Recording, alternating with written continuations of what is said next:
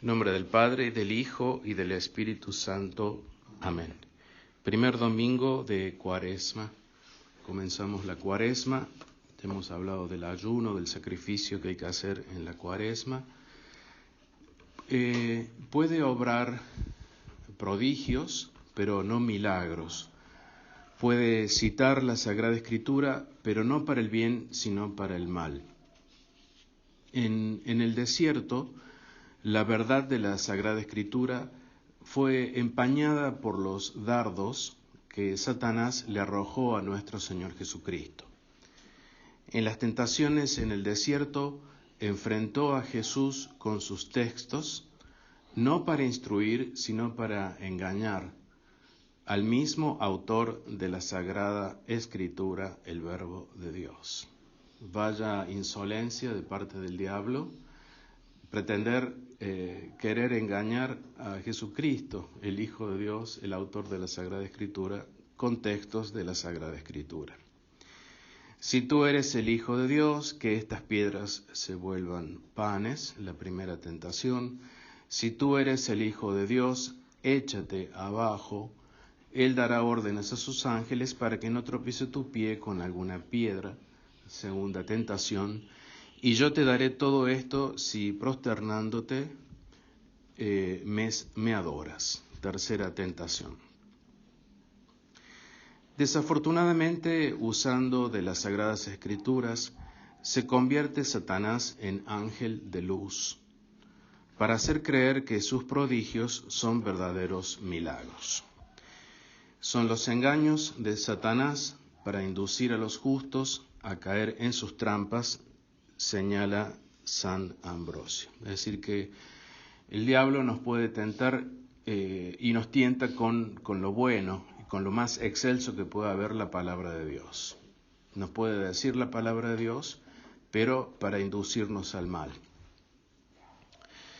Sin embargo, Satanás interpreta mal la Sagrada Escritura y esto lo afirma San Jerónimo. La tentación a nuestro Señor en el desierto, la segunda tentación que le dice a Jesús, Él dará, échate abajo, Él dará órdenes a sus ángeles para que no tropiece tu pie con alguna piedra. Esta no es una profecía de Cristo, sino una promesa al hombre justo que contiene la consoladora noticia de los ángeles de la guardia, es decir, el ángel dado a cada hombre para que le custodie en su vida. Entonces vemos que en algunas ocasiones el diablo usa bien de las Escrituras, en otras ocasiones, interpreta bien las Escrituras, en otras ocasiones no. Luego, dependiendo de la ocasión, Satanás usa desfachatadamente de la Sagrada Escritura para su conveniencia. Nuestro Señor, en cambio, solo según su significado apropiado. Dice San Agustín que la verdadera doctrina manda no tentar al Señor Dios. No tentarás al Señor tu Dios, que es la respuesta que le da Jesús con respecto a la segunda tentación. Tentar a Dios es caer en el culto de los ídolos, en el culto de aquello que podemos considerar a Dios y que no es Dios, que no es el verdadero Dios. Siendo que está mandado que adorarás al Señor tu Dios y a Él solo servirás, como le da la respuesta a nuestro Señor Jesucristo en la tercera tentación. En consecuencia, solo se debe vivir de toda palabra que sale de la boca de Dios, la respuesta a la primera tentación, es decir, de toda palabra de la Sagrada Escritura, pues es infalible medio que Dios nos ha dado para conocer la verdad. La Sagrada Escritura es el medio que Dios nos ha dado, el instrumento, se podría decir, es Dios mismo, es Jesús mismo, para conocer la verdad. Y no necesitamos de otro instrumento, de otro medio para conocer la verdad, solo la Sagrada Escritura. Entonces podríamos hacernos una pregunta: ¿de dónde proviene esa sed insaciable de lo que es aparentemente sobrenatural que tiene el hombre que desea siempre conocer algo fuera de la Sagrada Escritura y que le hace un agravio a Dios realmente, pues al no estar seguros de esa autenticidad de lo que está fuera de la Sagrada Escritura, en realidad nos lleva a tentar a Dios. Entre los católicos prolifera el gran peligro del posible engaño de las apariciones, mensajes y alocuciones privadas, muy particularmente atribuidas a la Santísima Virgen María. Parece como que hay apariciones por todos lados y muy seguidas a muchas personas, y constantemente están dando mensajes, y tal día van a dar un mensaje de la Virgen, y se está constantemente pendiente de qué va a decir tal día. Y a menos que la Iglesia no considere su autenticidad, porque puede ser que sea realmente auténtica, pero la Iglesia no lo declara como auténtica, como fue el caso de La Salette, Lourdes y Fátima, las demás apariciones pueden ser muy bien tenidas por decepción de Satanás. Si la dependencia de las profecías privadas lleva a un detrimento de la dependencia de la primacía que debemos tener de la Sagrada Escritura y sus profecías, que son profecías de revelación pública, luego no es una buena señal. Exponerse conscientemente a un posible engaño de Satanás es tentar a Dios. Depender de las revelaciones privadas que no hayan sido aprobadas por la Iglesia es un ataque contra la fe. Las Sagradas Escrituras deberían bastarnos para conocer a Dios y la verdad. El sacerdote místico San Juan de la Cruz, doctor de la Iglesia, y doctor de la Iglesia por la sublimidad de sus enseñanzas, en su libro más renombrado, La subida al Monte Carmelo, nos enseña al respecto. A algunos se les suele representar figuras de la otra vida, como la Santísima Virgen, y oír palabras extraordinarias, sienten olores suavísimos, totalmente han de huir de ellas, dice San Juan de la Cruz, sin querer examinar si son buenas o malas, porque así cuanto más exteriores y corporales sean estas cosas, estas apariciones, menos ciertas son de Dios. Menos ciertas son de Dios. Mientras más exteriores y corporales, menos ciertas son de Dios. En gran peligro se pone, continúa el santo, quien se aferra a estas cosas, de ser engañado. Porque por ser cosas corporales, es decir, corporales en el sentido de que pasan a través de nuestros sentidos corporales, los ojos, los oídos, no tienen proporción con las cosas espirituales y siempre se han de tener por más cierto ser del demonio que de Dios. Dios se comunica de una manera distinta, no a través de los sentidos, sino que nos da luces, iluminaciones a la inteligencia o movimientos a la voluntad, mientras que el diablo, que no puede hacer eso, se aparece de formas, humanas o terrenales, a través de voces o figuras. Y el consejo que da San Juan de la Cruz es detener a esas imágenes como provenientes más del demonio que de Dios. Estas cosas son ocasionadas, continúa San Juan de la Cruz, para crear error, presunción y vanidad. Y el alma se va tras ello desamparando la fe y perdiéndola como camino seguro que lleva a Dios, cuanto más se hace o se depende de esas revelaciones privadas. Entonces el propósito del diablo es error, ciertamente, algo que va en contra de la verdad, va mezclado con verdades, ciertamente, no se niega eso, pero se introduce un error. Presunción, porque la persona que recibe tales revelaciones se cree ser más que los demás, puede caer en ese error, ciertamente, de creer que es santo, y vanidad. El diablo muchas veces pone esas imágenes en los sentidos para engolosinar e inducir al alma a muchos males. Por tanto, siempre se han de desechar. Vuelve a repetir San Juan de la Cruz, siempre se han de desechar. Porque dado el caso que sean de Dios, no se le hace agravio a Dios, ni se deja de recibir el efecto y fruto que Dios quiere por ellas hacer al alma. Es decir, se las rechaza y Dios otorga el fruto si es que esas apariciones realmente son de Dios.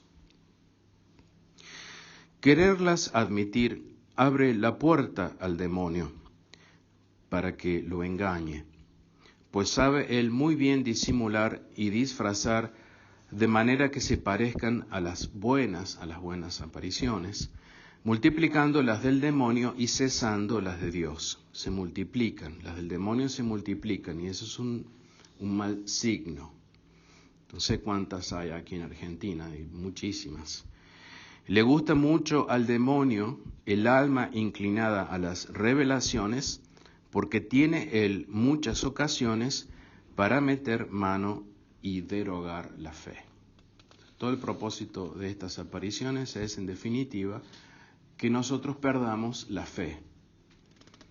Aunque parezca mentira, aunque nos cueste creer, porque los mensajes son tan dulces, tan amables, tan incitadores a hacer el bien, pero en definitiva nos está metiendo un error.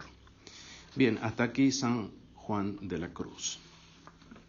Y la catena áurea de Santo Tomás de Aquino corrobora esto que acaba de decir San Juan de la Cruz, cuando observa que las apariciones del diablo a Jesús en el desierto fueron hechas a través de los sentidos, y parece probable que se haya aparecido con forma humana, parece probable que se haya aparecido como un hombre, y a Jesús le llegan esas apariciones a través de sus sentidos, no a través de una iluminación de Dios.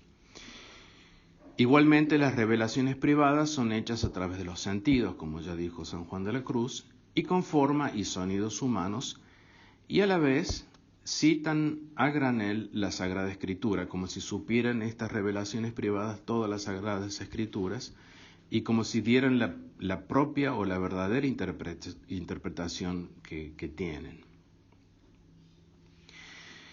Solo para dar unos pequeños ejemplos, ¿acaso la Santísima Virgen María podría indicarnos, como lo hace en la aparición de Akita en Japón o la aparición en Medjugorje en Europa, asistir a la misa bastarda del Novus Ordo, siendo que no es la Iglesia Católica? ¿Podría la Virgen decirnos esto? ¿Acaso no sabe la Santísima Virgen que esa no es la verdadera misa? ¿Cómo nos va a pedir que vayamos a esa misa? Fíjense, vayan a misa, dice la Virgen, pero no dice vayan a qué misa, sino que la gente cree que es esa la misa y cae en el error. ¿Cómo podría la Santísima Virgen engañarnos así? Ciertamente que eso viene de Satanás. Al igual que Satanás, los fariseos, que son la sinagoga de Satanás, el comienzo de la sinagoga de Satanás en tiempos de Jesús, usaban mal de la Sagrada Escritura para procurar el mal. La misma táctica que el demonio, la misma táctica que Satanás, usar la Sagrada Escritura para procurar el mal. La costumbre entonces era creer en la autoridad moral de estos, de los fariseos, y al paralítico de la piscina de Betsaida se atrevieron a decirle: es sábado, no te es lícito llevar tu camilla. Claro, como ellos eran los interpretadores de la Sagrada Escritura y sabían interpretarla bien, le ordenan a este pobre paralítico, una vez curado por Jesús, que no lleve su camilla porque era sábado. Porque Jesús lo había curado en sábado, le atacaban. Dice la Escritura, por este motivo atacaban los judíos a Jesús porque hacía estas cosas en sábado. Es decir, se presentan como que saben mejor la Sagrada Escritura que Jesús, que el mismo autor de la Sagrada Escritura. El paralelismo con lo que hace Satanás, presentándose ante Jesús como si fuera un conocedor mejor de las Sagradas Escrituras de lo que es Jesús. Los judíos admitían que Dios, creador y conservador de todo, sigue hasta el presente obrando, sigue siempre obrando. Lo que rechazaban era que la obra de Jesús perteneciese a la categoría de acción divina. O sea, curar el sábado es una acción divina. No querían profesar que Jesús es Dios. La respuesta, mi Padre continúa obrando y yo obro también, era perfectamente lógica porque Jesús es Dios. Si Jesús hacía una acción de Dios, luego era igual a Dios. Con lo cual los judíos buscaban todavía más hacerlo morir, no solamente porque no observaba el sábado, sino porque llamaba a Dios su Padre, haciéndose igual a Dios. Después de esto, Jesús encontró nuevamente al paralítico sanado en el templo y le dice, mira que ya estás sano, no peques más para que no te suceda algo peor.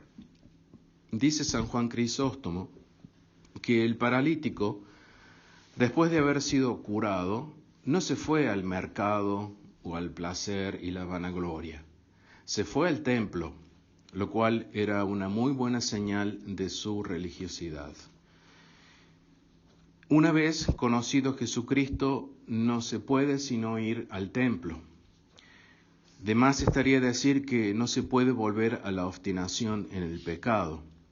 Una vez que Jesús ha perdonado, volver a la obstinación en el pecado sería un error muy grave.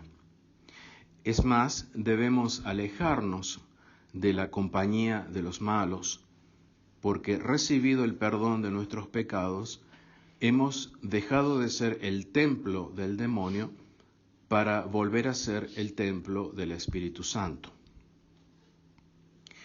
Nuestras enfermedades, ya sean corporales o espirituales, a veces Dios las permite como castigo por nuestros pecados. Esto lo dice San Juan Crisóstomo. No peques más, no sea que te suceda algo peor. Ya le había sucedido algo bastante feo, el ser paralítico. ¿Qué cosa peor le podría ocurrir a quien se obstina en el mal y vuelve a cometer el mismo pecado? Sabemos que el infierno existe y que es eterno.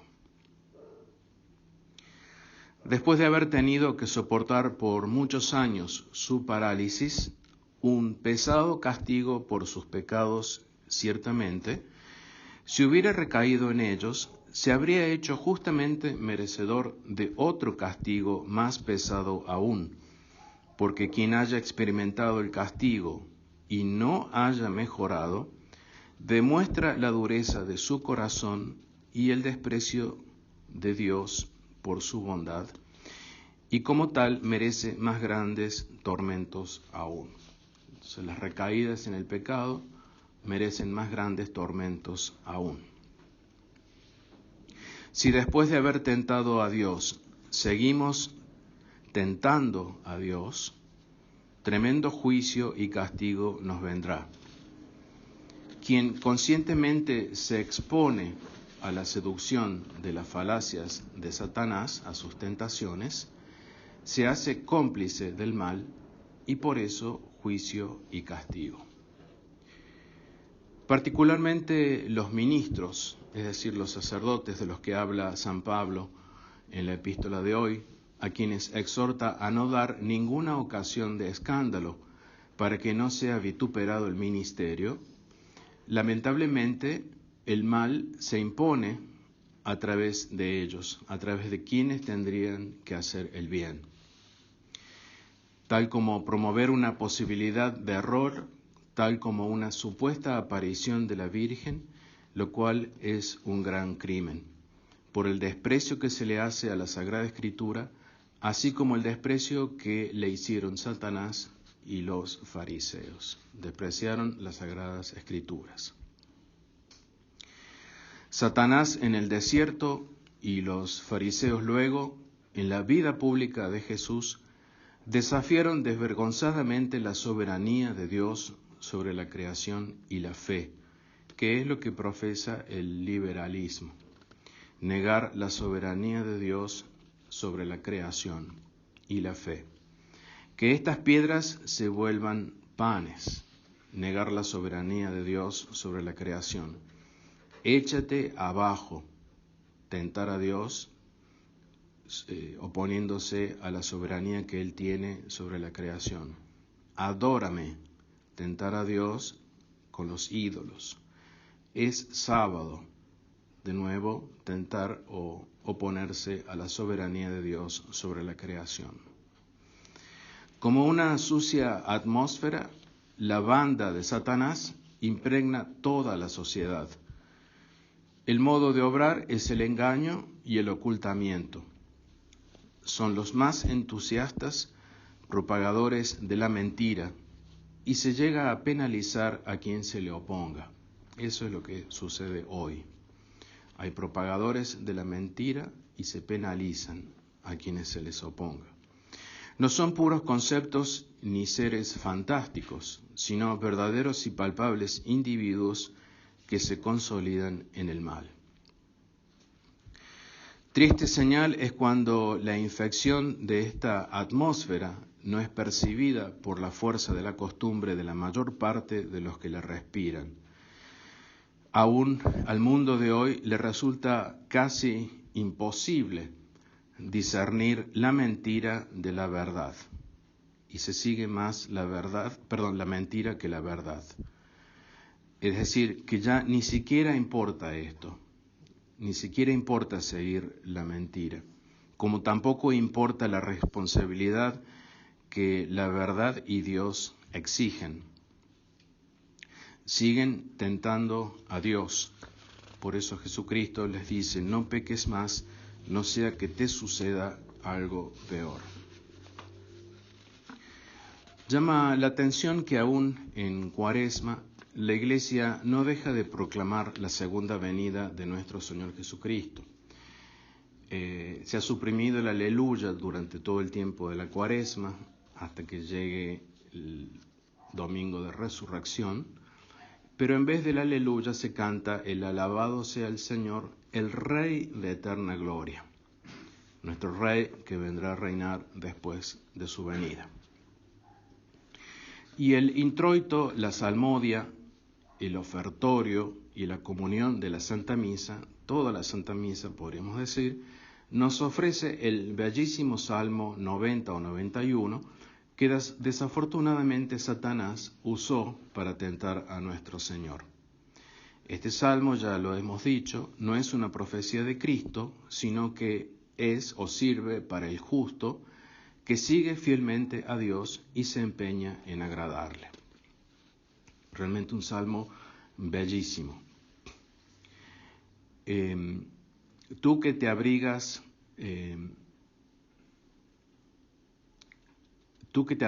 en el retiro del Altísimo y descansas a la sombra del Omnipotente, di a Yahvé, refugio mío y fortaleza mía, mi Dios en quien confío. Porque Él te librará del lazo de los cazadores y de la peste mortífera. Con sus plumas te cubrirá y tendrás refugio bajo sus alas. Su fidelidad es escudo y protección. No temerás los terrores de la noche, ni las saetas disparadas de día, ni la pestilencia que vaga en las tinieblas, ni el estrago que en pleno día devasta. Aunque 1000 caigan junto a ti y 10.000 a tu diestra, tú no serás alcanzado. Antes bien, con tus propios ojos contemplarás y verás la retribución de los pecadores.